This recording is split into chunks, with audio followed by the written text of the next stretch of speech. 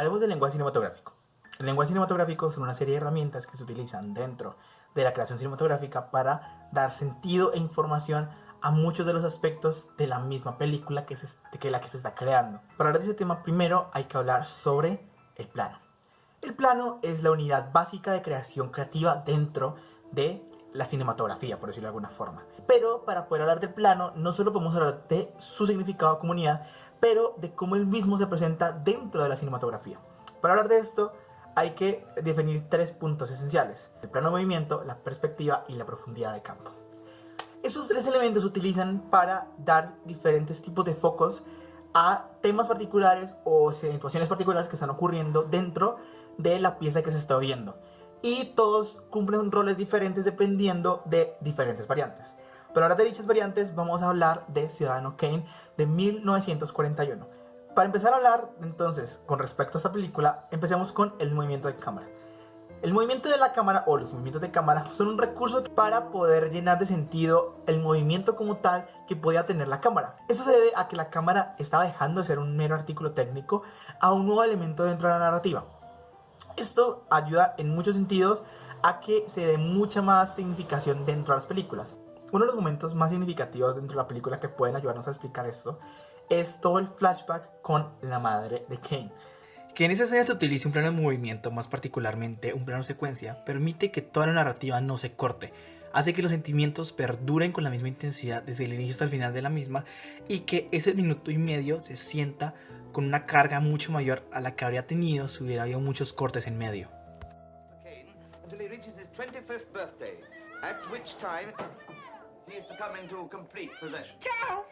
En segundo lugar, hay que hablar de la perspectiva, es decir, qué tan abierto, qué tan cerrado está el plano con respecto a lo que quiere mostrar.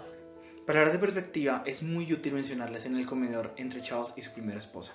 Eso se debe a que la perspectiva en sí nos está narrando algo de lo que nos vamos a dar cuenta después, que es la separación de ambos. Al inicio de esta escena se puede notar cómo Charles y su esposa están muy cercanos, inclusive están dentro del mismo plano. La perspectiva los muestra a ambos, pero con el paso de la escena se puede ver cómo ya solo se les muestra a ambos de manera individual y cómo al final, aunque vuelva a haber un plano general de todo lo que está ocurriendo en el comedor, ya ni siquiera se están mirando. Hubo un viaje en el cual se mostró cómo la unión pasó a ser una fría separación. Y por último tenemos la profundidad de campo. La profundidad de campo es una cualidad que se le permite a las películas de tener espacios secundarios detrás del protagonista que tienen cargas menos relevantes dentro de la escena, pero igualmente cargas informativas y emocionales. El tema es que dependiendo del tipo de escena, la profundidad de campo simboliza cosas diferentes. En sí, dentro de la película hay 2 momentos muy importantes que muestran lo diferente que es. El primero, con una gran profundidad de campo, está la escena del discurso. Cuando la cámara está bajando entre la escena del discurso, se puede ver claramente con profundidad cómo todo el público está presente y cómo Ken es el centro de atención. Pero el centro de atención no está dado por la profundidad de campo en sí, pero por la luz. La profundidad de campo aquí está para ver un grado de grandeza como tal. Mientras que, por otro lado, una escena bastante diferente, la escena del trineo. Cuando el trineo se queda solo, no hay profundidad de campo. Pero no es directamente una función de la cámara, sino de la nieve. En sí, la profundidad de campo en esta escena hace que el foco sea el trineo, ya ni siquiera porque sea lo más importante directamente, pero porque no se puede ver nada más. La desconexión del trineo con el resto de la imagen hace parecer que en realidad es el trineo siendo dejado de lado para después volver. Es como si el significado de haber partido para que no estuviera en sí en la escena general, pero en ese pequeño objeto que se quedó esperando.